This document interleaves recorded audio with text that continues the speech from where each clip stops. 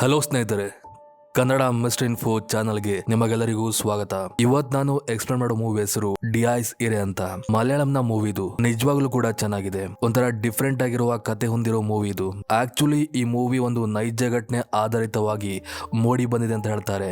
ಆದ್ರೆ ಆ ಘಟನೆ ಏನಂತ ಗೊತ್ತಿಲ್ಲ, ಬಟ್ ಮೂವಿ ಮಾತ್ರ ಸಖತ್ತಾಗಿದೆ. ಎಲ್ಲೂ ಕೂಡ ಸ್ಕಿಪ್ ಮಾಡದೆ ಹೀಗೆ ಎಂಡ್ ವರೆಗೆ ನೋಡ್ತಾ ಹೋಗಿ. ಸೊ ಹೆಚ್ಚಿನ ಟೈಮ್ ವೇಸ್ಟ್ ಮಾಡದೆ ಸೀದಾ ಈ ಮೂವಿಯ ಕತೆಗಡೆ ಹೋಗೋಣ. ಸೊ ಮೂವಿ ಸ್ಟಾರ್ಟಿಂಗ್ ಅಲ್ಲಿ ನಮಗೆ ಒಂದು ಕನ್ಸ್ಟ್ರಕ್ಷನ್ ಸೈಟ್ ಅಲ್ಲಿ ವರ್ಕ್ ಮಾಡ್ತಿರುವ ಒಬ್ಬ ವ್ಯಕ್ತಿನ ತೋರಿಸ್ತಾರೆ. ಅವನ ಹೆಸರು ಪೊಟ್ಟಿ ಅಂತ. ಆವಾಗ ಅಲ್ಲಿದ್ದ ಒಂದು ಟೇಬಲ್ ಮೇಲಿಂದ ಒಂದು ಟೀ ಕಪ್ ಜಾರಿ ಬೀಳುತ್ತೆ. ಅದೊಂಥರ ಸೈನ್ ಇದ್ದಂಗ ಅವನಿಗೆ ಏನೋ ಒಂದು ಅವಘಡ ಆಗ್ಲಿಕ್ಕೆ ಬಾಕಿ ಇದೆ ಅನ್ನೋ ತರ. ಅಂಡ್ ಅದಕ್ಕೆ ಸಾಕ್ಷಿ ಎಂಬಂತೆ ಅವನಿಗೆ ಅದೇ ಕೂಡ್ಲೆ ಅವನ ಮನೆಯವರಿಂದ ಒಂದು ಕಾಲ್ ಬರುತ್ತೆ. ಆ ವಿಷಯ ಕೇಳಿ ಅವನಿಗೆ ಶಾಕ್ ಆಗುತ್ತೆ ಕೂಡ.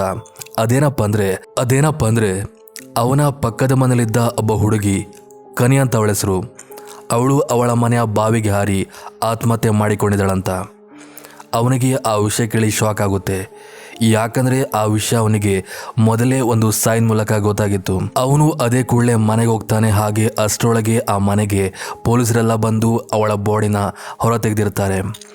ಅದಾದ ನಂತರ ಏನೆಲ್ಲ ಕಾರ್ಯ ಆಗಬೇಕು ಆ ಕಾರ್ಯ ಆಗುತ್ತೆ. ಆ ಸೀನ್ ಎಂಡ್ ಆದ ನಂತರ ನಮಗೆ ಅದೇ ಊರಲ್ಲಿ ವಾಸವಾಗಿರುವ ಒಬ್ಬ ವ್ಯಕ್ತಿನ ತೋರಿಸ್ತಾರೆ. ಅವನ ಹೆಸರು ರೋಹನ್ ಅಂತ. ಇವನ ಆಕ್ಚುಲಿ ನಮ್ಮ ಈ ಮೂವಿಯ ಕಥಾನಾಯಕ. ಅವನೊಬ್ಬ ಆರ್ಕಿಟೆಕ್ಚರ್ ಆಗಿದ್ರು ಕೂಡ ಒಬ್ಬ ಪ್ಲೇ ಬಾಯ್ ತರ ಇದ್ದ. ಅಂದ್ರೆ ತುಂಬಾ ಹುಡುಗರ ಜೊತೆ ಸುತ್ತಾಡೋದು, ಅವರೊಟ್ಟಿಗೆ ಆಫರ್ ಇಟ್ಕೊಳ್ಳೋದು, ಆ ರೀತಿ ಎಲ್ಲ ಮಾಡ್ತಿದ್ದ. ಹೀಗೆ ಆ ರಾತ್ರಿ ಕೂಡ ಅವನು ಅವನ ಫ್ರೆಂಡ್ಸ್ನೆಲ್ಲ ತನ್ನ ಮನೆ ಕರೆದು ಒಂದು ಪಾರ್ಟಿನ ಏರ್ಪಾಟ್ ಮಾಡಿದ್ದ. ಹಾಗೆ ಅಲ್ಲಿದ್ದೊಬ್ಬ ಹುಡುಗಿ ಒಟ್ಟಿಗೆ ಫಿಸಿಕಲ್ ಆಗಿ ಮೂವ್ ಆಗ್ತಿದ್ದ ಕೂಡ. ಅದಾದ ನಂತರ ಕೆಳ ಬಂದ ಕೂಡಲೇ ಅಲ್ಲಿದ್ದ ಒಬ್ಬ ಚೆಫ್ ಮೂಲಕ ಇವನಿಗೆ ಒಂದು ವಿಷಯ ಗೊತ್ತಾಗುತ್ತೆ. ಅದೇನಪ್ಪ ಅಂದ್ರೆ ಕನಿ ಆಕ್ಚುಲಿ ಆತ್ಮಹತ್ಯೆ ಮಾಡ್ಕೊಂಡಿದ್ದಾಳಂತ. ಈ ಕನಿ ಬೇರೆ ಯಾರು ಅಲ್ಲ, ಮೂರು ಸ್ಟಾರ್ಟಿಂಗ್ ಅಲ್ಲಿ ಸತ್ತೋದ್ಲಲ್ಲ ಅದೇ ಹುಡುಗಿ. ಆಕ್ಚುಲಿ ಕನಿಗೂ ಹಾಗೆ ಈ ರೋಹನ್ಗೂ ಸಂಬಂಧ ಇತ್ತು. ಅವರಿಬ್ಬರು ಒನ್ ಟೈಮಲ್ಲಿ ಕ್ಲಾಸ್ಮೇಟ್ ಆಗಿದ್ರು. ಆ ವಿಷಯ ಕೇಳಿ ರೋಹನ್ಗೆ ತುಂಬಾ ಬೇಜಾರಾಗುತ್ತೆ. ಒನ್ ಟೈಮಲ್ಲಿ ಇಬ್ರು ಜೊತೆಗಿದ್ದ ಫೋಟೋಸ್ನೆಲ್ಲ ಫೋನ್ ಮೂಲಕ ನೋಡ್ತಾ ಅವಳ ನೆನಪನ್ನ ಮರುಕಳಿಸ್ತಾ ಇರ್ತಾನೆ. ಒನ್ ಟೈಪಲ್ಲಿ ಹೇಳ್ಬೇಕಂದ್ರೆ ಇವನ್ ರೋಹನ್ ಕೂಡ ಆ ಕನಿ ಒಟ್ಟಿಗೆ ಅಫೇರ್ ಅನ್ನ ಒನ್ ಟೈಮಲ್ಲಿ ಹೊಂದಿದ್ದ. ಎನಿವೇ ಅದಾದ ನಂತರ ಬೆಳಗ್ಗೆ ಆಗುತ್ತೆ. ಅವನು ಅದೇ ಕೂಡಲೇ ತನ್ನ ಫ್ರೆಂಡ್ ಒಟ್ಟಿಗೆ ಕನಿ ಮನೆಗೆ ಹೋಗ್ತಾನೆ. ಅಲ್ಲಿ ಮೊದಲಿಗೆ ಅವನ ಪರಿಚಯ ಅದೇ ಪೊಟ್ಟೆ ಒಟ್ಟಿಗೆ ಆಗುತ್ತೆ. ಪೊಟ್ಟಿ ಮೂಲಕ ಅವನು ಸೀದಾ ಮನೆ ಒಳಗೆ ಹೋಗಿ ಅವರ ಮನೆಯವರ ಪರಿಚಯ ಮಾಡ್ಕೋತಾನೆ. ಅದಾದ ನಂತರ ಅವನು ಹೋಗಿದ್ದೆ ಆ ಕನ್ಯಾ ರೂಮ್ಗೆ. ಅಲ್ಲವನಿಗೆ ಕನ್ಯಾ ಕ್ಲಿಪ್ ತೋರಿ ಬರುತ್ತೆ. ಅದನ್ನ ಪಾಕೆಟ್ ಒಳಗೆ ಹಾಕೊಂಡು ಸೀದಾ ಮಾಡಿ ಮೇಲೆ ಹೋಗ್ತಾನೆ. ಯಾಕಂದ್ರೆ ಅಲ್ಲಿ ಕನ್ಯಾ ಅಣ್ಣ ಇದ್ದಿರ್ತಾನೆ ಅವನೊಟ್ಟಿಗೆ ಮಾತಾಡ್ಲಿಕ್ಕೆ. ಆದ್ರೆ ಇಲ್ಲಿ ಆಶ್ಚರ್ಯ ಪಡೋ ಸಂಗತಿ ಏನಪ್ಪ ಅಂದ್ರೆ ಕನ್ಯಾ ಅಣ್ಣ ಫುಟ್ಬಾಲ್ ಮೂಲಕ ಆಡ್ತಿದ್ದ. ಅವಳ ತಂಗಿ ತೀರೋಗಿದ್ರು ಕೂಡ ಅವನು ಆ ರೀತಿ ಆಡ್ಲಿಕ್ಕೆ ಹೇಗೆ ಸಾಧ್ಯ ಅಂತ ಇವನಿಗೆ ಸ್ವಲ್ಪ ಡೌಟ್ ಬರುತ್ತೆ. ಹಾಗೆ ಕ್ವಶನ್ ಮಾಡ್ತಾನೆ. ಆದ್ರೆ ಅವನಿಂದ ಯಾವುದೇ ಉತ್ತರ ಸಿಗುದಿಲ್ಲ. ಬದಲಾಗಿ ರೋಹನ್ ಅವನಿಗೆ ಆಫರ್ ಮಾಡ್ತಾನೆ, ನಿನಗೆ ಫ್ಯೂಚರ್ ಅಲ್ಲಿ ಏನಾದ್ರೂ ಹೆಲ್ಪ್ ಬೇಕಾಗಿದ್ರೆ ನಂಗೆ ಕಾಂಟ್ಯಾಕ್ಟ್ ಮಾಡುವಂತ. ಅಲ್ಲಿಂದ ಸೀದಾ ಮನೆಗೆ ಹೋಗ್ತಾನೆ. ರಾತ್ರಿ ಹೊತ್ತಲ್ಲಿ ರೋಹನ್ ತನ್ನ ಬೆಡ್ರೂಮ್ ಅಲ್ಲಿ ಮಲಗೋ ಮುಂಚೆ ತಾನು ತಂದ ಕ್ಲಿಪ್ ಅನ್ನ ಆ ಡ್ರಾವರ್ ಒಳಗೆ ಹಾಕಿ ನಂತರ ಬೆಡ್ ಮೇಲೆ ಹೋಗಿ ಮಲಗಿ ಹಾಗೆ ನಿದ್ದೆಗೆ ಜಾರ್ತಾನೆ. ಈಗ ಸುಮಾರು ಒಂದು ಮಧ್ಯರಾತ್ರಿ ಹೊತ್ತಿರಬಹುದು. ಆವಾಗ ಅವನಿಗೆ ತನ್ನ ತಲೆಯನ್ನ ಯಾರೋ ಸವರ್ತಿರುವ ಹಾಗೆ ಫೀಲ್ ಆಗುತ್ತೆ. ಅದು ತನ್ನ ಬೆಡ್ ಪಕ್ಕದಲ್ಲಿ ಕುಳಿತು ಇವನು ಗಾಬರಿಯಲ್ಲಿ ಅದೇ ಕೂಡಲೇ ಎದ್ದು ಕೂತ್ಕೋತಾನೆ. ನೋಡಿದ್ರೆ ಅವನ ಬೆಡ್ ಪಕ್ಕದಲ್ಲಿ ಯಾರೋ ಕೂತಿರುವ ಹಾಗೆ ಅವನಿಗೆ ಭಾಸವಾಗ್ತಿತ್ತು. ಅದಲ್ಲದೆ ಅದೇ ಕೂಡಲೇ ಅಲ್ಲಿ ಯಾವುದೋ ಗೆಜ್ಜೆ ಶಬ್ದ ಕೇಳಿ ಬರುತ್ತೆ. ಹಾಗೆ ಆ ಶಬ್ದ ಇವನ್ ಕಡೆ ಬರ್ತಿರುವ ಹಾಗೆ ಇವನಿಗೆ ಗೊತ್ತಾದ ಕೂಡಲೇ ಅದೇ ಕೂಡಲೇ ರೂಮ್ ನ ಲಾಕ್ ಮಾಡಿ ಹೊರಗೆ ಬರ್ತಾನೆ. ಹಾಗೆ ಕಿವಿಗೊಟ್ಟು ಒಳಗಡೆ ಏನ್ ಕೇಳುತ್ತೆ ಅಂತ ಕೇಳಿಸ್ಕೋತಾನೆ. ಆವಾಗ ಅವನಿಗೆ ಅದೇ ಕ್ಲಿಪ್ ಸೌಂಡ್ ಅನ್ನ ಯಾರೋ ಟಕ್ ಟಿಕ್ ಮಾಡ್ತಿರುವ ಹಾಗೆ ಕೇಳಿ ಬರುತ್ತೆ. ಎಸ್, ನಮಗೆ ಗೊತ್ತೇ ಇದೆ. ಆವಾಗಷ್ಟೇ ಇವನು ಒಂದು ಕ್ಲಿಪ್ಪನ್ನು ತಂದಿದ್ದ, ಅದನ್ನು ಡ್ರಾವರ್ ಒಳಗೆ ಹಾಕಿದ್ದ. ಅದೇ ಕ್ಲಿಪ್ನ ಇದು ಸೌಂಡ್ ಅಂತ ಅವನಿಗೆ ಭಾಸವಾಗಿ ಆ ರಾತ್ರಿ ಅವನು ಆ ರೂಮ್ ಒಳಗೆ ಹೋಗದೆ ಹಾಲಲ್ಲೇ ಮಲ್ಕೋತಾನೆ. ಹಾಗೆ ಬೆಳಗ್ಗೆ ಎಚ್ಚರವಾದ ನಂತರ ರಾತ್ರಿ ಆಗಿದ್ನೆಲ್ಲ ಮತ್ತೆ ಪುನಃ ರೀಕಾಲ್ ಮಾಡ್ಕೋತಾನೆ. ಚೆಕ್ ಮಾಡ್ಬೇಕಂತ ಮತ್ತೆ ಪುನಃ ಬೆಡ್ರೂಮ್ಗೆ ಹೋಗ್ತಾನೆ. ಆದ್ರೆ ಆ ಹೊತ್ತಿಗೆ ಆ ರೀತಿಯ ಯಾವುದೇ ಆಕ್ಟಿವಿಟಿ ಕೂಡ ಅಲ್ಲಿರುವುದಿಲ್ಲ. ಅವನನ್ಕೋತಾನೆ ಮೋಸ್ಟ್ಲಿ ನಾವು ಭ್ರಮೆ ಆಗಿರ್ಬೋದಂತ. ಅದನ್ನೆಲ್ಲ ಇಗ್ನೋರ್ ಮಾಡಿ ಅವನ ಕೆಲಸದ ಮೇಲೆ ಕಾನ್ಸಂಟ್ರೇಟ್ ಮಾಡ್ತಾ ಹೋಗ್ತಾನೆ. ಅಂಡ್ ಇದು ಇವತ್ತಿನ ಘಟನೆ. ಆದ್ರೆ ಅದರ ನೆಕ್ಸ್ಟ್ ದಿನ ರಾತ್ರಿ ಅವನು ಕಿಚನ್ ಅಲ್ಲಿ ನಿಂತು ಐಸ್ ಕ್ರೀಮ್ ತಿಂತಿರ್ತಾನೆ. ಅವನಿಗೊಂದು ಹ್ಯಾಬಿಟ್ ಇತ್ತು, ಮಲಗೋ ಮುಂಚೆ ಐಸ್ ಕ್ರೀಮ್ ತಿನ್ನೋದು. ಹಾಗೆ ತಿಂತಿರುವಾಗ ಹಿಂದಿದ್ದ ಐಸ್ ಕ್ರೀಮ್ ಡಬ್ಬ ಒಂದೇ ಸಮನೆ ಕೆಳಬೀಳುತ್ತೆ. ಹಾಗೆ ಅದೇ ತಲೆ ಸವರೋ ಫೀಲ್ ಅವನಿಗೆ ಅಲ್ಲಿ ಭಾಸವಾಗುತ್ತೆ. ಹಾಗೆ ನೋಡ್ತಿದ್ದಾಗೆ ಯಾರೋ ಅವನ ಕೆಳ ಕಡಿದು ಅವನ ಕಾಲರ್ ಹಿಡಿದು ಕೈ ಮೇಲೆ ಎಲ್ಲಾ ಕಡೆ ಹಲ್ಲೆ ಮಾಡ್ತಾ ಹೋಗುತ್ತೆ. ಇವನು ಗಾಬರಿಂದ ಅಲ್ಲಿಂದ ತಪ್ಪಿಸ್ಕೊಂಡು ಹೋಗ್ಲಿಕ್ಕೆ ಟ್ರೈ ಮಾಡ್ತಾನಾದ್ರೂ ಏನೋದು ಏನ್ ಶಕ್ತಿ ಅನ್ನೋದ ಏನೋದ ಎಂಟಿಟಿ ಅವನ್ನ ಎಳ್ಕೊಂಡು ಅವನ ಮೇಲೆ ಹಲ್ಲೆ ಮಾಡ್ತಾ ರೋಹನ್ ಅಲ್ಲೇ ಪ್ರಜ್ಞೆ ತಪ್ಪಿ ಹೋಗ್ತಾನೆ. ಅದರ ನೆಕ್ಸ್ಟ್ ಡೇ ಮಾರ್ನಿಂಗ್ ಅವನಿಗೆ ಪ್ರಜ್ಞೆ ಬಂದಾಗ ಅವನ ಮನೆ ಕೆಲಸದವರು ಅವನ ಎದುರಿರ್ತಾರೆ. ಅವರೊಟ್ಟಿಗೆ ಅವನು ಆಗಿದ್ನೆಲ್ಲ ಎಕ್ಸ್ಪ್ಲೇನ್ ಮಾಡ್ತಾನೆ. ಅದಾದ ನಂತರ ಅವನ್ ಸೀದಾ ಬಾತ್ರೂಮ್ಗೆ ಹೋಗಿ ಕನ್ನಡಿ ಮುಂದೆ ನಿಂತು ಒಂದ್ ಫೋಟೋ ನೋಡ್ತಾನೆ. ಅಲ್ಲಿ ಆಕ್ಚುಲಿ ಕನ್ನಿ ಅವನ ತಲೆಯ ಸೌರವ ಫೋಟೋ ಎದ್ದಿರುತ್ತೆ. ಅದನ್ ಕಂಡು ಅವನಿಗೆ ಗೊತ್ತಾಗುತ್ತೆ ಇದು ಗ್ಯಾರಂಟಿಯಾಗಿ ಕನ್ನಿಯ ಆತ್ಮನೆ. ಅವಳಿಗೆ ತನ್ನ ತಲೆ ಸೌರದಂದ್ರೆ ತುಂಬಾ ಇಷ್ಟ. ಅದಕ್ಕೋಸ್ಕರ ಅವಳು ಮತ್ತೆ ಪುನಃ ಆತ್ಮವಾಗಿ ನನ್ನೊಟ್ಟಿಗೆ ಬಂದಿದ್ದಾಳಂತ ಅವನಿಗೆ ಕನ್ಫರ್ಮ್ ಆಗುತ್ತೆ.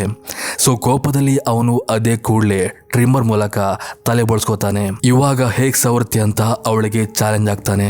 ಅದರ ನೆಕ್ಸ್ಟ್ ಡೇ ರೋಹನ್ ಹೋಗಿ ಪೊಟ್ಟಿನ ಮೀಟ್ ಆಗ್ತಾನೆ. ತನ್ನೊಟ್ಟಿಗೆ ಆಗ್ತಿರುವ ಎಲ್ಲಾ ಘಟನೆನ ಅವನೊಟ್ಟಿಗೆ ಎಕ್ಸ್ಪ್ಲೇನ್ ಮಾಡಿ ಈ ಕನ್ನಿ ತನಗೆ ಏನಾಗ್ಬೇಕು, ಮುಂಚೆ ನಾವಿಬ್ರು ಯಾವ ರೀತಿ ಕ್ಲೋಸ್ ಆಗಿದ್ವಿ ಅಂತ ಈ ಎಲ್ಲಾ ವಿಷಯವನ್ನ ಡಿಟ್ಟೋ ಆಗಿ ಅವನಿಗೆ ಎಕ್ಸ್ಪ್ಲೇನ್ ಮಾಡ್ತಾನೆ. ಬಟ್ ಪೊಟ್ಟಿಗೆ ಅರ್ಥ ಆಗುದಿಲ್ಲ ಇದನ್ನೆಲ್ಲ ಯಾಕೆ ನನ್ನೊಟ್ಟಿಗೆ ಹೇಳ್ತಿದ್ದೆ ಅಂತ. ಅವಾಗ ರೋಹನ್ ಹೇಳ್ತಾನೆ ಅವರ ಮನೆಯವರಿಗೆ ಹೇಳಿ ಕನ್ಯಾ ಅಂತ್ಯಕ್ರಿಯೆನ ಬೇಗ ಮಾಡ್ಬೇಕಂತ, ಯಾಕಂದ್ರೆ ಅವಳ ಆತ್ಮ ನಂಗೆ ತೊಂದರೆ ಕೊಡ್ತಿದೆ, ಅಂತ್ಯಕ್ರಿಯೆ ಮಾಡಿದ್ರೆ ಅವಳ ಆತ್ಮಕ್ಕೆ ಮುಕ್ತಿ ಸಿಗ್ಬೋದಂತ. ಆವಾಗ ಪೊಟ್ಟಿ ಹೇಳ್ತಾನೆ ಅವಳಿಂದ ಸತ್ತು ಕೆಲವೇ ದಿನ ಆಗಿದೆ ಅಷ್ಟೇ, ತುಂಬಾ ದಿನ ಆದ ನಂತರ ಅವರೇ ಮಾಡ್ತಾರೆ, ನೀನು ವೇಟ್ ಮಾಡುವಂತ. ಆವಾಗಲಿ ಇದ್ದಕ್ಕಿದ್ದಾಗೆ ಒಂದು ಕಾಫಿ ಕಪ್ ಕೆಳಬೀಳುತ್ತೆ. ಅಂದ್ರೆ ಅದರ ಅರ್ಥ ಮತ್ತೊಂದು ಸಾವಲಿಕ್ಕೆ ಬಾಕಿ ಇದೆ ಅಂತ ಈ ಪೊಟ್ಟಿಗೆ ಮನವರಿಕೆ ಆಗುತ್ತೆ. ಅದಾದ ನಂತರ ಸುಮಾರು ದಿನ ಆಗಿ ಕೊನೆಗೂ ಕನ್ಯಾ ಮನೆಯವರು ಅವಳ ಕ್ರಿಯೆನೆಲ್ಲ ಮಾಡಿ ಎಲ್ಲಾ ಕಾರ್ಯವನ್ನ ಮುಗಿಸಿ ಬಿಡ್ತಾರೆ. ಇವನ್ ಆ ಕಾರ್ಯದಲ್ಲಿ ರೋಹನ್ ಕೂಡ ಪಾಲ್ಗೊಂಡು ಒಳ್ಳೆ ರೀತಿಲಿ ಮಾಡಿ ನಂತರ ಮನೆಗೆ ಬಂದು ಬೆಡ್ರೂಮ್ನ ಚೆಕ್ ಮಾಡ್ತಾನೆ. ಅವನೊಂದು ಕೆಲಸ ಮಾಡ್ತಾನೆ. ಅದೇನಪ್ಪ ಅಂದರೆ ಹಾಸಿಗೆನ ಆ ಬೆಡ್ ಮೇಲೆ ಬಿಸಾಕ್ತಾನೆ. ಯಾವುದಾದ್ರೂ ಎಂಟಿಟಿ ಇದ್ದರೆ ಅದರ ರೂಪ ತೋರುತ್ತೆ ಅಂತ. ಬಟ್ ಅಲ್ಲಿ ಯಾವುದೇ ರೂಪ ತೋರೋದಿಲ್ಲ. ಸೊ ಅವನಿಗೆ ಕನ್ಫರ್ಮ್ ಆಗುತ್ತೆ ಅವಳ ಕಾಟ ಎಂಡ್ ಆಯಿತು, ನಾನಿನ್ನೂ ಆರಾಮಾಗಿರ್ಬೋದಂತ. ಸೊ ಅದೇ ಒಂದು ಖುಷಿಗೆ ನೈಟ್ ಒಂದು ಪಾರ್ಟಿನ ಅರೇಂಜ್ ಮಾಡ್ತಾನೆ. ಹಾಗೆ ಕನ್ಯಾ ಅಣ್ಣನ ಕೂಡ ಕರೀತಾನೆ.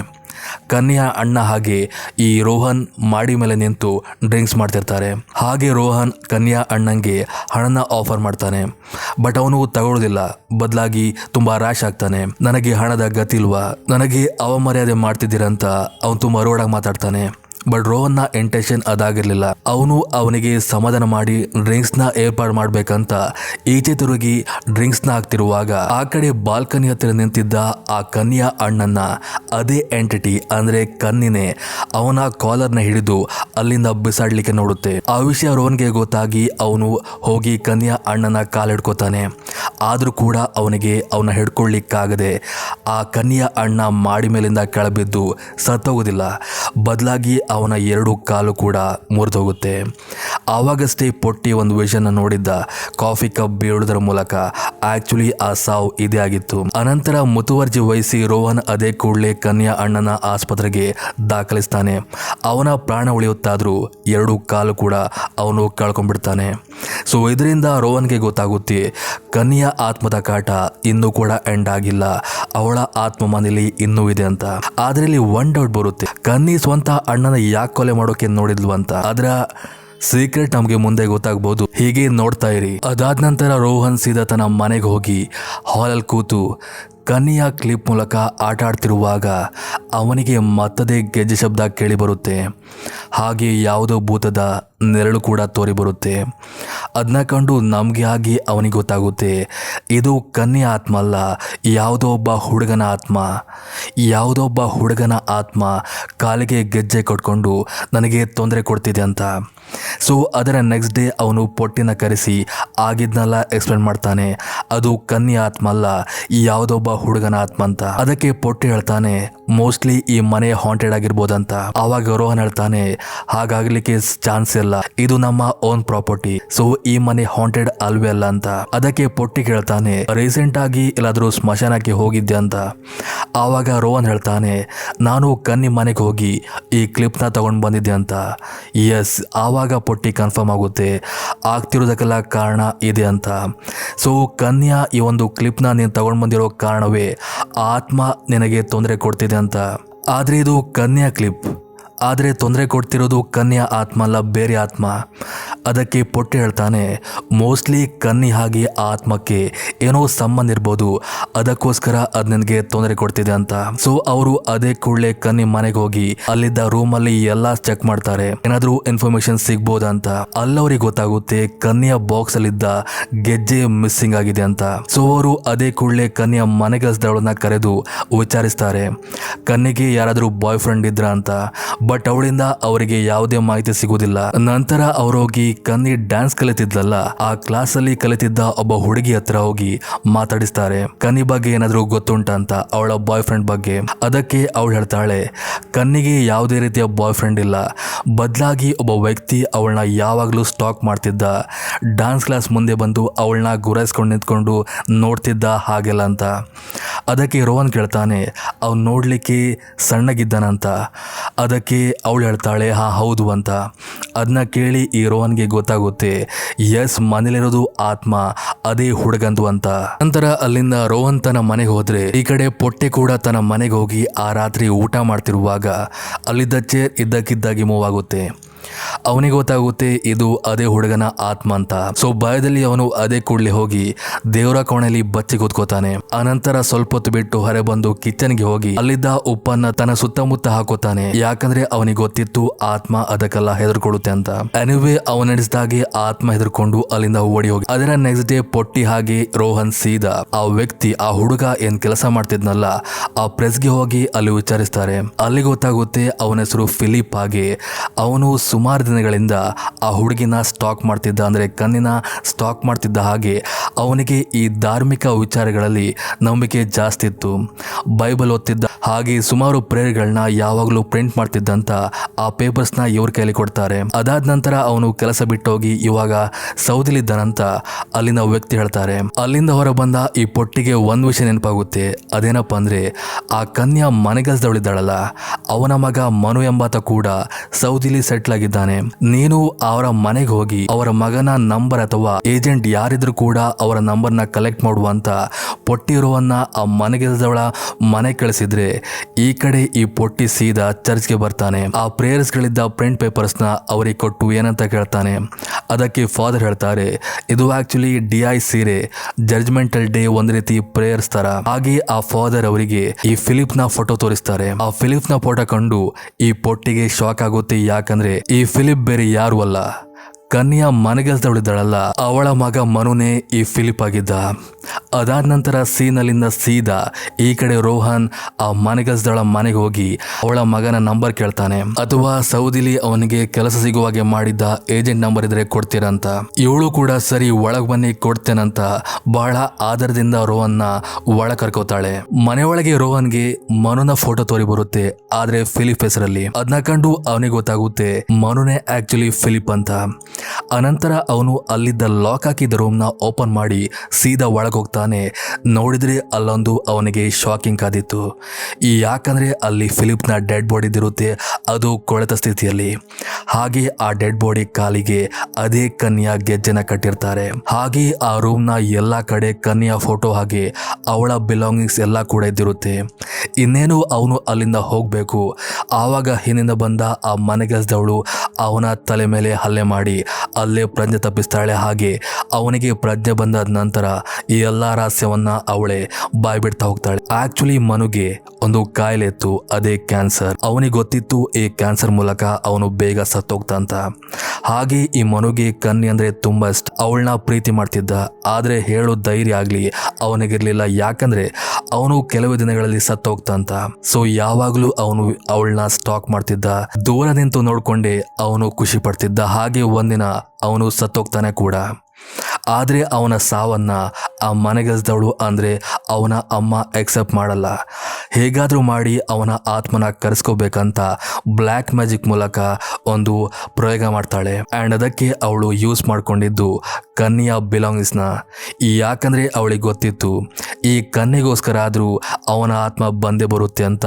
ಯಾವಾಗಲೂ ಅವಳು ಕನ್ಯೆ ಮನೆಯಿಂದ ಅವಳ ಒಂದೊಂದು ವಸ್ತುನ ತಗೊಂಡು ಬಂದೆ ಒಂದು ರೀತಿ ಬ್ಲ್ಯಾಕ್ ಮ್ಯಾಜಿಕ್ ಮಾಡಿ ಕೊನೆಗೂ ಈ ಫಿಲಿಪ್ನ ಆತ್ಮನ ಆ ಮನೆ ಒಳಗೆ ಕರ್ಸ್ಕೋತಾಳೆ. ಹಾಗೆ ಫಿಲಿಪ್ನ ಡೆಡ್ ಬಾಡಿಯ ಕಾಲಿಗೆ ಕನ್ಯಾ ಗೆಜ್ಜೆನ ಕೂಡ ಕಟ್ಟಿ ಅವನ ಆತ್ಮ ಸಂಪೂರ್ಣವಾಗಿ ಬರುವಂತೆ ಮಾಡ್ತಾಳೆ. ಸೊ ಹೀಗೆ ನಡೀತಾ ಹೋಗ್ತಿರುತ್ತೆ. ಅನಂತರ ಕನ್ಯೆ ಕೂಡ ಸತ್ತೋಗ್ತಾಳೆ. ಆವಾಗ ಈ ರೋಹನ್ ಬಂದು ಕನ್ಯಾ ಕ್ಲಿಪ್ನ ತಗೊಂಡು ಹೋಗ್ತಾನೆ. ಅದರಿಂದ ಈ ಫಿಲಿಪ್ನ ಆತ್ಮಕ್ಕೆ ಕೋಪ ಬರುತ್ತೆ. ಅದೇ ಒಂದು ಕಾರಣಕ್ಕೆ ಅವನ ಆತ್ಮ ರೋಹನ್ಗೆ ತೊಂದರೆ ಕೊಡ್ತಿದ್ದು. ಸೊ ಅಲ್ಲಿವರೆಗೆ ಎಲ್ಲ ಕೂಡ ಕರೆಕ್ಟ್ ಆಗಿ ಹೋಗ್ತಿತ್ತು. ಆದ್ರೆ ಒಂದಿನೇನಾಗುತ್ತೆ, ಈ ಫಿಲಿಪ್ ಆಗಿ ಪೊಟ್ಟಿ ವಿಚಾರಣೆ ಮಾಡ್ಬೇಕಂತ ಮನೆ ಕೆಲಸದವಳ ಮನೆಗೆ ಹೋದಾಗ ಅಲ್ಲಿ ಅವಳಿಗೆ ಗೊತ್ತಾಗುತ್ತೆ ಇದೇಗೋ ರಹಸ್ಯ ಬಯಲಾಗೋ ಸ್ಥಿತಿಗೆ ಬಂದಿದೆ. ಇದು ಬಯಲಾಗೋ ಮುಂಚೆ ಹೇಗಾದ್ರೂ ಮಾಡಿ ಆ ಪೊಟ್ಟಿನ ಕೊಲ್ಬೇಕಂತ ಬ್ಲ್ಯಾಕ್ ಮ್ಯಾಜಿಕ್ ಮೂಲಕ ಈ ಫಿಲಿಪ್ನ ಆತ್ಮನ ಅವನ ಮನೆ ಕಳಿಸಿದ್ದು. ಈ ಪೊಟ್ಟಿ ಮನೆಯಲ್ಲಿ ಆ ದೆವ್ವದಿಂದ ಹೆದರ್ಕೊಂಡಿದ್ದು, ಉಪ್ಪನ್ನು ಹಾಕೊಂಡಿದ್ದಲ್ಲ ನಾನು ಎಕ್ಸ್ಪ್ಲೇನ್ ಮಾಡಿದ್ದೆ. ಸೊ ಇದೇ ಒಂದು ಕಾರಣಕ್ಕೆ ಆ ಆತ್ಮ ಅವನ್ನ ಕೊಲ್ಲಿಕ್ಕೆ ಬಂದಿದ್ದು. ಸೊ ಇಷ್ಟೆಲ್ಲ ಸೀಕ್ರೆಟ್ ನ ರಿವೀಲ್ ಮಾಡಿದ ನಂತರ ಆ ಮನೆಗೆಲ್ಸದವಳು ಈ ರೋಹನ್ನ ಒಂದು ಹೊಂಡದಲ್ಲಿ ಹೂತಾಗ್ಬೇಕಂತ ಮನೆ ಹೊರಗೆ ಹೋಗಿ ಹೊಂಡ ತೋರ್ತಿರ್ತಾಳೆ. ಈ ಕಡೆ ಪೊಟ್ಟಿ ರೋಹನ್ಗೆ ಕಾಲ್ ಮಾಡಿದಾಗ ರಿಸೀವ್ ಮಾಡದಿರೋದನ್ನ ನೋಡಿ ಗಾಬರಿಗೊಂಡು ಬಂದ್ ನೋಡ್ತಾನೆ. ಅಲ್ಲವಳು ಹೊಂಡ ತೋರ್ತಿದ್ರೆ ಒಳಗಡೆ ಇವನು ಪ್ರಜ್ಞೆ ತಪ್ಪಿ ಬಿದ್ದಿರ್ತಾನೆ. ಹಾಗೆ ಬೆಡ್ ಮೇಲಿದ್ದ ಈ ಫಿಲಿಪ್ನ ಡೆಡ್ ಬಾಡಿನ ಕಂಡು ಅವನಿಗೆ ಕೂಡ ಎಲ್ಲಾ ವಿಷಯ ಗೊತ್ತಾಗುತ್ತೆ. ಸೊ ಅವನು ಅದೇ ಕೂಡಲೇ ಆ ಡೆಡ್ ಬಾಡಿಲಿದ್ದ ಗೆಜ್ಜೆನ ತೆಗಿಲಿಕ್ಕೆ ನೋಡ್ತಾನೆ ರೋಹನ್ನ ಹೆಲ್ಪ್ ತಗೊಂಡು. ಯಾಕಂದ್ರೆ ಅವ್ರಿಗೆ ಗೊತ್ತಿರುತ್ತೆ ಅದೇ ಒಂದು ಕಾರಣಕ್ಕೆ ಅವನ ಆತ್ಮ ಜೀವಂತವಾಗಿರುದಂತ. ಆದ್ರೆ ಅವ್ರ ಕೈಲಿ ಅದನ್ನ ತಗೊಳ್ಲಿಕ್ಕೆ ಆಗುದಿಲ್ಲ. ಸೊ ಅದನ್ನ ಕಟ್ ಮಾಡಿ ತೆಗಿಬೇಕಂತ ಅವರು ಟ್ರೈ ಮಾಡ್ತಿರ್ತಾರೆ. ಆ ಹೊತ್ತಿಗೆ ಫಿಲಿಪ್ನ ಆತ್ಮ ಬಂದು ಈ ಪೊಟ್ಟಿ ಮೇಲೆ ಅಟ್ಯಾಕ್ ಮಾಡುತ್ತೆ, ಹಾಗೆ ಈ ರೋಹನ್ ಮೇಲೆ ಕೂಡ. ಸೊ ಈ ಕಡೆ ರೋಹನ್ ಕಿಚನ್ಗೆ ಹೋಗಿ ಕತ್ತಿನ ತಗೊಂಡ್ ಬರ್ಬೇಕು ಅನ್ನೋಷ್ಟಲ್ಲಿ ಹಿಂದಿನ ಬಂದ ಮನೆಗೆಲ್ಸದವಳು ಅವನ ಮೇಲೆ ಅಟ್ಯಾಕ್ ಮಾಡ್ತಾಳೆ. ಮೊದಲಿಗೆ ಈ ರೋಹನ್ ಅವಳನ್ನ ತಳ್ಳಿ ಅಟ್ಯಾಕ್ ಮಾಡ್ಲಿಕ್ಕೆ ನೋಡ್ತಾನೆ. ಆದ್ರೆ ಯಾವಾಗ ಅವಳದಕ್ಕೆ ಬಗ್ಗಲ್ವೋ ಇವನು ಕೂಡ ಜೋರಾಗಿ ಹಲ್ಲೆ ಮಾಡಿ ಅವಳನಲ್ಲಿ ಪ್ರಜ್ಞೆ ತಪ್ಪಿಸಿ ನಂತರ ಸೀದಾ ಹೋಗಿ ನೋಡಿದಾಗ ಅಲ್ಲಿ ಪೊಟ್ಟಿ ಆತ್ಮದಿಂದ ಪೋಸ್ ಆಗಿ ಬಿದ್ದಿರ್ತಾನೆ. ಸೊ ಇವನು ಅದ್ರ ಬಗ್ಗೆ ತಲೆ ಕೆಡಿಸ್ಕೊಳ್ಳದೆ ಸೀದಾ ಹೋಗಿ ಕತ್ತಿ ಮೂಲಕ ಅವನ ಕಾಲನ್ನೇ ಕಟ್ ಮಾಡಿ ಆ ಗೆಜ್ಜೆನ ತೆಗೆದು ನಂತರ ಬೆಂಕಿ ಹಾಕಿಬಿಡ್ತಾನೆ. ಆ ಬೆಂಕಿ ಎಲ್ಲ ಕಡೆ ಆವರಿಸ್ಕೊಂಡು ಇಡೀ ಮನೆಗೆ ಹತ್ತಿ ಉರಿಯುತ್ತೆ. ಸೊ ಇವನು ಹೇಗೋ ಮಾಡಿ ಪೊಟ್ಟಿ ಆಗಿ ಆ ಹೆಂಗಸನ್ನ ಹೊರ ಕಡ್ಕೊಂಡು ಬರ್ತಾನೆ. ಆ್ಯಂಡ್ ಅಲ್ಲಿಂದ ಈ ಎಲ್ಲ ಕೂಡ ಸರಿಯಾಗಿ ಆ ಬೆಂಕಿ ಒಟ್ಟಿಗೆ ಅವನ ಆತ್ಮ ಉರಿದು ಆ ಆತ್ಮಕ್ಕೆ ಮುಕ್ತಿ ಸಿಗುತ್ತೆ. ಮೂವಿಯ ಲಾಸ್ಟ್ ಸೀನ್ ಅಲ್ಲಿ ನಮಗೆ ಭೂತಕಾಲಂನಲ್ಲಿದ್ದ ಜಾರ್ಜ್ನ ತೋರಿಸ್ತಾರೆ. ಆಕ್ಚುಲಿ ಈ ಮೂವಿ ಭೂತಕಾಲಂ ಹಾಗೆ ಬ್ರಹ್ಮಯುಗಂಗೆ ಕನೆಕ್ಟ್ ಆಗಿದೆ. ಭೂತಕಾಲಂಗೆ ಈ ರೀತಿ ಕನೆಕ್ಟ್ ಆಗಿದೆ, ಅದು ಜಾರ್ಜ್ ಬಂದು ಈ ಪೊಟ್ಟಿ ಮೂಲಕ ಸಹಾಯ ಕೇಳೋದು. ಬ್ರಹ್ಮಯುಗಮಲ್ಲಿ ಒಂದು ಕ್ಯಾರೆಕ್ಟರ್ ಬರುತ್ತೆ ಕೋಡುಮನ್ ಪೊಟ್ಟಿ ಅಂತ. ಅವನ ಫೋಟೋನ ನಮ್ಮ ಈ ಮೂವಿಯ ಪೊಟ್ಟಿ ಮನೆಯಲ್ಲಿ ಕೂಡ ನೇತಾಕಿರೋದನ್ನ ನಾವು ಅಬ್ಸರ್ವ್ ಮಾಡ್ತೇವೆ. ಸೊ ಈ ಮೂವಿ ಒಟ್ಟಿನಲ್ಲಿ ಬ್ರಹ್ಮಯುಗಂ ಹಾಗೆ ಭೂತಕಾಲಂಗೆ ಕನೆಕ್ಟ್ ಆಗಿದೆ ಅಂತ ಲಾಸ್ಟ್ ಅಲ್ಲಿ ತೋರಿಸ್ತಾರೆ. ಅಂಡ್ ಇದೆಲ್ಲ ಆದ ನಂತರ ಈ ರೋಹನ್ ಏನ್ ಮಾಡ್ತಾನೆ, ಈ ಊರಿನ ಸಾಹಸ ಬೇಡ ಅಂತ ಅವನು ಆ ರಾತ್ರಿ US ಹೋಗ್ಲಿಕ್ಕೆ ರೆಡಿ ಆಗ್ತಿರ್ತಾನೆ. ಆವಾಗ ಅವನಿಗೆ ಬೆಡ್ರೂಮ್ ಇಂದ ಸೌಂಡ್ ಕೇಳಿ ಬರುತ್ತೆ. ಹೋಗಿ ನೋಡಿದಾಗ ಅವನ ಬೆಡ್ ಮೇಲೆ ಅದೇ ಕನ್ಯಾ ಕ್ಲಿಪ್ ಇದ್ದಿರುತ್ತೆ. ಹಾಗೆ ಬೆಡ್ ನ ಒಂದು ಪೋರ್ಷನ್ ತುಂಬಾ ಕೆಳಗೋಗಿರುತ್ತೆ, ಅಂದ್ರೆ ಅದ್ರ ಮೇಲೆ ಯಾರೋ ಕೂತಿದ್ದಾರೆ ಅನ್ನೋ ಹಾಗೆ. ಅವನು ಅದೇ ಕೂಡಲೇ ಹಾಸಿಗೆನ ಆ ಬೆಡ್ ಮೇಲೆ ಹಾಕ್ತಾನೆ. ಆವಾಗಲ್ಲಿ ಒಂದು ಆತ್ಮ ಕೂತಿರೋದು ಅವನಿಗೆ ಗೊತ್ತಾಗುತ್ತೆ. ಹಾಗೆ ಅಲ್ಲಿಗೆ ಆ ಮೂವಿ ಎಂಡ್ ಆಗುತ್ತೆ. ಇಲ್ಲಿ ಆತ್ಮ ಬೇರೆ ಯಾರ್ದು ಅಲ್ಲ, ಕನ್ಯಾ ಆತ್ಮ. ಆ್ಯಕ್ಚುಲ್ ಆಗಿ ಹೇಳಬೇಕಂದ್ರೆ ಮೂವಿ ಸ್ಟಾರ್ಟಿಂಗಿಂದ ಮನೇಲಿ 2 ಆತ್ಮ ಇತ್ತು. ಒಂದು ಆ ಫಿಲಿಪ್ನ ಆತ್ಮ ಆದರೆ ಮತ್ತೊಂದು ಈ ಕನ್ಯಾ ಆತ್ಮ. ಯಾವಾಗೆಲ್ಲ ಫಿಲಿಪ್ನ ಆತ್ಮ ಅವನಿಗೆ ತೊಂದರೆ ಕೊಡ್ತಿತ್ತು, ಅವನಿಗೆ ಕೊಲ್ಲಿಕ್ಕೆ ಬರ್ತಿತ್ತು, ಆವಾಗೆಲ್ಲ ಈ ಕನ್ಯಾ ಆತ್ಮ ಆ ಫಿಲಿಪ್ನ ಆತ್ಮಕ್ಕೆ ಹೊಡೆದು ಒಂದು ರೀತಿ ಈ ರೋಹನ್ನ ಬಚಾವ್ ಮಾಡ್ತಿತ್ತು. ಆ್ಯಕ್ಚುಲ್ ಆಗಿ ಆ ಗೆಜ್ಜೆ ಶಬ್ದ ಎಲ್ಲ ಮಾಡ್ತಿರೋದು ಆ ಫಿಲಿಪ್ನ ಆತ್ಮವೇ. ಹಾಗಾದರೆ ಈ ತಲೆ ಸವರ್ತಿರೋದು ಯಾರಂತ ನಿಮಗೆ ಡೌಟ್ ಬಂದಿರ್ಬೋದು. ಆ್ಯಕ್ಚುಲಿ ತಲೆ ಸವರ್ತಿರುವ ಆತ್ಮ ಈ ಕನ್ನಿದೆ. ಸೊ ನಿಮಗೆ ಇವಾಗ ಕತೆ ಕರೆಕ್ಟಾಗಿ ಅರ್ಥ ಆಗ್ತಿದೆ ಅಂತ ಅಂದುಕೊಳ್ತಾ ಈ ವಿಡಿಯೋನಲ್ಲಿಗೆ ಸ್ಟಾಪ್ ಮಾಡ್ತೇನೆ. ಸೊ ಇದಿಷ್ಟು ಇವತ್ತಿನ ಕತೆ. ಮತ್ತೊಂದು ಕತೆ ಒಟ್ಟಿಗೆ ಮತ್ತೆ ಸಿಗ್ತೀನಿ. ಅಲ್ಲಿವರೆಗೂ ಥ್ಯಾಂಕ್ ಯು ಫಾರ್ ವಾಚಿಂಗ್.